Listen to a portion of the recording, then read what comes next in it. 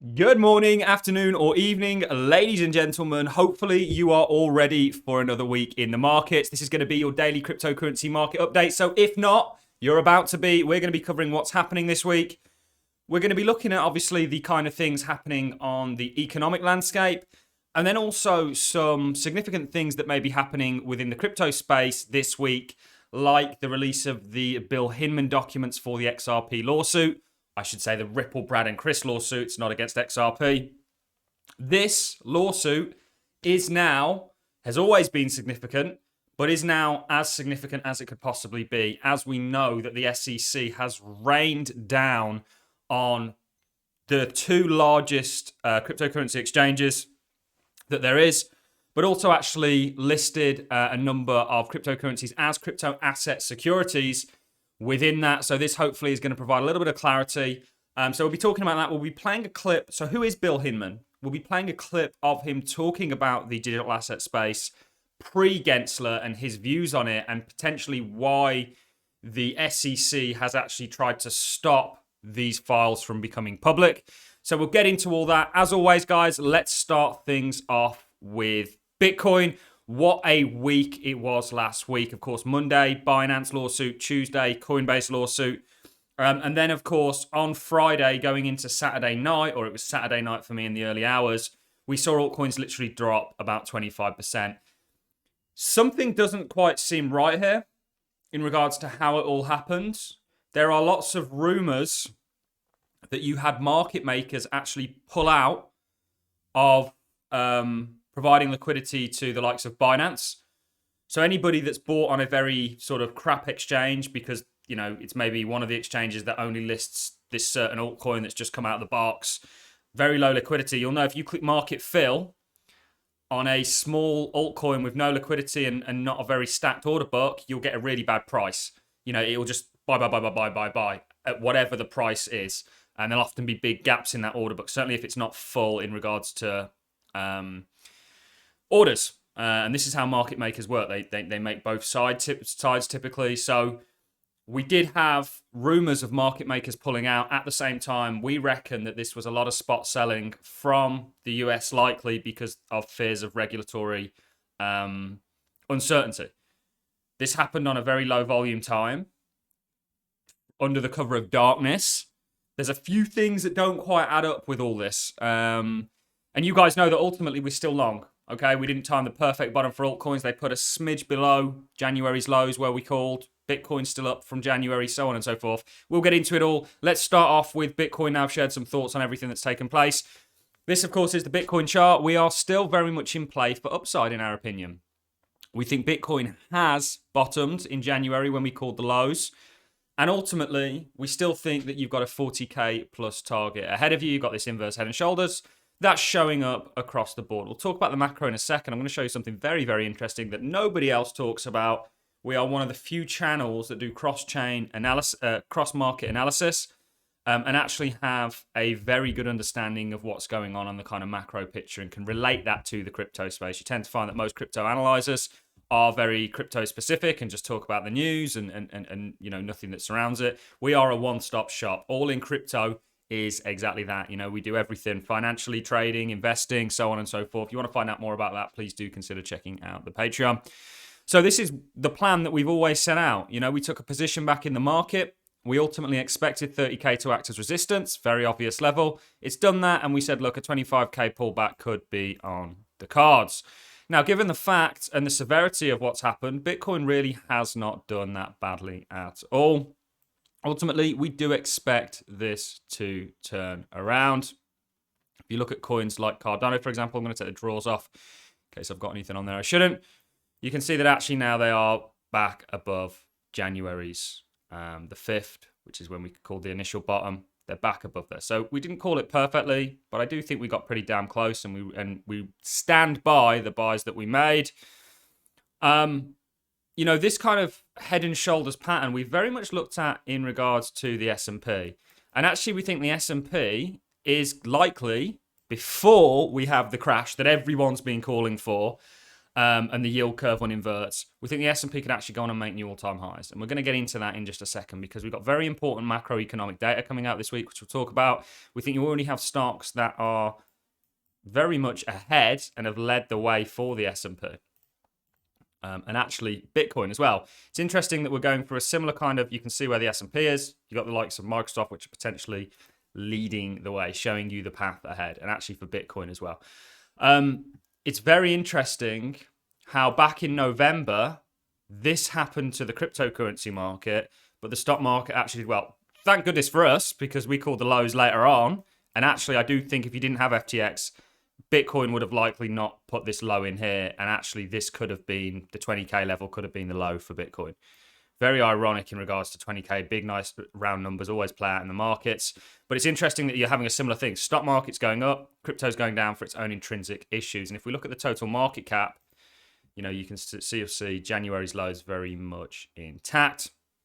It's been a bit more brutal because there's a lot more alts in it. And obviously, if you go down the market caps, you can see they get more and more brutal as you go on. So let's talk about the data ahead. We'll relate that to the S&P and our kind of macro and what we think is going on.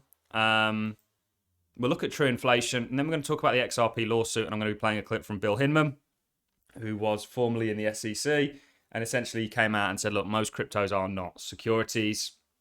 If a token has utility, and you're buying that token because it gives you that utility and access to that network, and you can use it, you know, that's not potentially an investment proposition, or wouldn't qualify as it. So we still think the cryptocurrency market is destined for more upside. We've got macro reasoning for this. Not only do we have technical structure for the likes of the S&P, we think the S&P is going to do very well. If we relate that to Bitcoin, I'll take the draw off.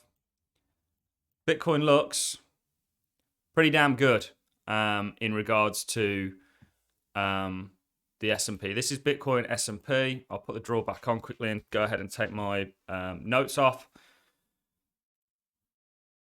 You know, we think there's a very good chance come back to retest the neckline in a similar way that actually, if you look at Microsoft, come back to retest the neckline, and then do we see that continuation? This is Bitcoin S&P. So if we think the S&P is going to do well, we think Bitcoin's going to do better. And actually, we'll talk about the macro and what's coming with rate hikes and why we think this. So moving on to the week ahead very quickly. Obviously, tomorrow we've got US CPI. We expect it to be lower than the 4.7% sort of calls. We think, I wouldn't be surprised to see it in the threes. 4 and below would be great, but 4.1, 4.2, 4.3, something like that, we think it's coming. We think markets are going to appreciate that. And then, of course, that leads us into the Fed's rate decision, where they're set to not raise rates. Now, we've looked for a while now at the fact that we think that the last rate hike was the final one. This has been up, down in favour of they're going to do a hike, they're not going to do a hike. We've had weakening economic data in regards to upticks in unemployment, still a very strong labour market. But we ultimately think inflation has been the main driver, and we think inflation, according to true inflation, this came out yesterday, is 2.73%. Of course, the Fed CPI lags. We still think it's going to come out lower, and this is going to discourage them from doing a hike, and they're going to do a skip. Now, very quickly, because I've done this 1,000,001 times, we'll take a very quick look. And if you want an extended version of this with reasoning, relating it to my portfolio, where we're at as a group, do consider joining the Patreon. I don't know anywhere else that you get that kind of analysis. This is the last times when the Fed have done a pause, or they may call it a skip now. In the Patreon, we spoke about what markets to watch to know whether it's going to be a skip or not and what implications it may have on the market. But if you look at every time they've paused, we'll do it very, very quickly, guys. Pause, stock market rallies. Pause, stock market rallies. Pause, stock market rallies. We can go right the way back. Pause. Yeah, that was an insane rally, but you could, pick your points on that. Pause. This is just the analysis that many, many people who are still calling this a bear market, and perhaps they're right for altcoins because they've gone on and put in a new low, which means they're not out of the bear market yet. We think Bitcoin is and the general market is. We've also got the, we have literally got 95% of the markets 100% right this year, barring a few altcoins that have gone on and put in new lows because of what's happened with the SEC. I'll admit it, I'll own it. We got that wrong. And yet you have people saying, oh, this bear market is going swimmingly. How is this bear market working out for you guys? Certainly if you look at gold, which is at the precipice of new all-time highs. Again, I don't want to fly through it all here because we did cover it a lot in the Patreon, and please do consider joining for access to that. Weekly meeting is fresh off the press, and you can watch it from yesterday. But how's this bear market going for you guys? Apple new all-time highs. S&P, I think, set to do so. It's been nothing but upside for the past 8 months now for the S&P. You know, gold on the precipice of new all-time highs. So on and so forth. We do think gold goes and takes highs. We do think the stock market looks good, and we think crypto is going to do well. We think this actually could be a shakeout. There's a lot of fishy business in regards to what's going on. So they're the two events, of course, the big ones, US CPI, of course, US PPI on the same day as the rate hikes. We'll see what the outcome is. Ultimately, we don't expect them to hike. We've just shown you what happens on a pause in regards to what the S&P does. And remember, we think the S&P is actually likely very much going to outperform Bitcoin. Bitcoin's going to likely outperform the S&P.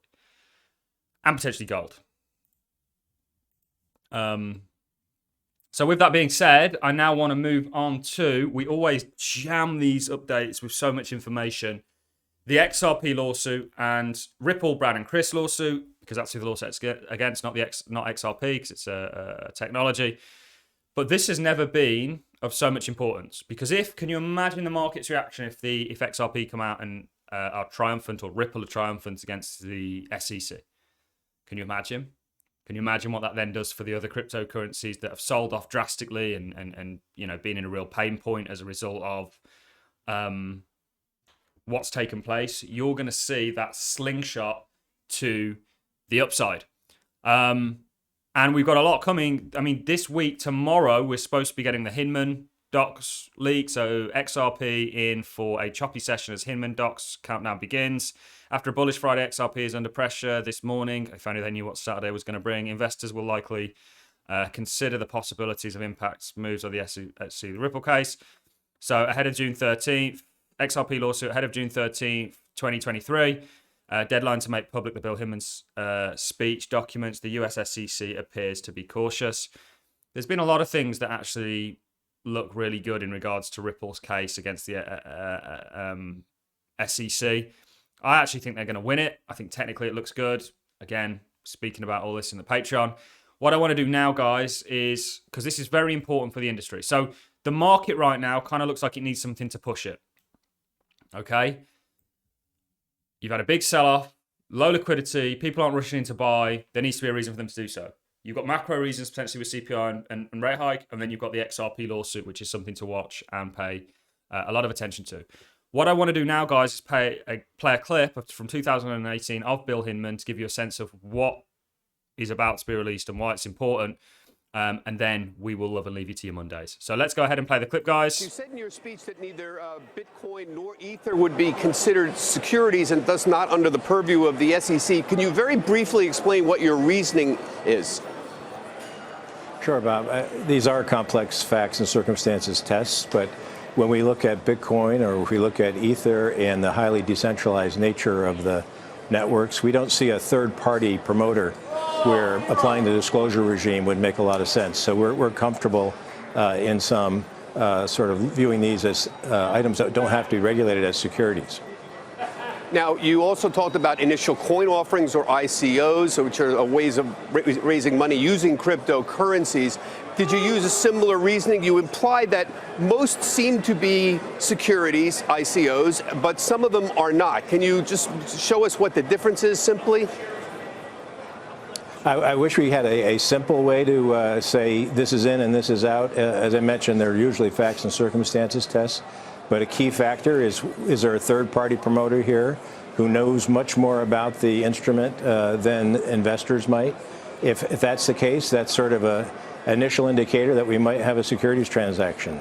If people are buying it for investment and for a return and looking to that party for a return, then again, that's an indicia of a security. If you have, on the other hand, a token that's just used in the network for a good or service, and that's why people are buying it, and that service is available and up and running, not under development, then you may not have a security. Mr. Hinman, Kelly here. Just to be clear, does that mean if stocks didn't have a third-party promoter, they wouldn't be securities? Well, as you know, Kelly, stocks represent an interest in an enterprise where there's a management team, and it's really whenever you're buying a stock or a bond, you're relying on that management team. Those are the third-party efforts we're talking about, where someone is creating value for you, you're passive, and you're expecting their efforts to generate a return. So just to be clear, for example, a book of the month club that we're joining on an ICO, or a golf club membership, we're not expecting any financial gain there. That would not be considered a security, am I right? Fair enough. If you have that system up and running, if you have someone promoting the next golf course and is selling interests, and the architect and the land and all the key items aren't there yet, and you buy 25 memberships, that may be an investment. You're looking for a return on that. On the other hand, if you go down the road and you buy an investment or you buy a membership in a club that's up and running and you just use it to play a round of golf, that's probably just a good old golf membership. You and Jay Clayton, the head of the SEC, have been very adamant that you are not going to change the definition of securities laws to fit this new technology. One of the points you made in your speech was the concern about the fraud that was out there in this space. Are you seeing significant fraud? We do certainly see cases where people are trying to repackage an investment opportunity as a coin or a token, and saying that somehow because it's labeled that way, it's not an investment security. And in many cases, we have seen people doing that where the underlying enterprise is not a solid investment opportunity. It's been misrepresented. So we do see fraud, and we do see it being packaged up this way. On the other hand, we think there's an enormous amount of promise in the distributed ledger technology and blockchain technology, and we meet frequently with legitimate parties here really trying to do something innovative, and we're trying to help them navigate the securities laws as they do so. Hey there, thanks. We'll leave that there, guys. So on that note, I'm going to love and leave you. Have a good Monday. You know what to look out for. You know what's coming this week. Very interesting. We're going to be doing a full video later on today on the XRP lawsuit and where we are with it. We'll get everybody up to speed. I think it's time we all of us start paying attention to it, because this is not just a fight for Ripple, Brad and Chris. It's now a fight for the industry as we know it. We ultimately think that the SEC is choosing to do this so that they can kind of get clarity through the courts and, see where they can take this, what kind of power they can grab, so on and so forth. We know that Gary Gensler is a particularly interesting character, to say the least, but a very zealous one in regards to, his own career, and he will burn down whatever he needs to get what he wants. He doesn't care about investors. The SEC has arguably seldom cared about investors. It's more about control. But yeah, on that note, I don't want to talk about how corrupt the Western world is, because that's a rabbit hole that I could literally spend, weeks talking about. Anyway, on that note, I'm going to love and leave you. If you've enjoyed the content, like is always appreciated. So as a comment, catch you all in the next one. You guys know what to watch out for. We'll see you in the next video. Have a magical Monday, guys. See you in the next one. Enjoy the week in the markets.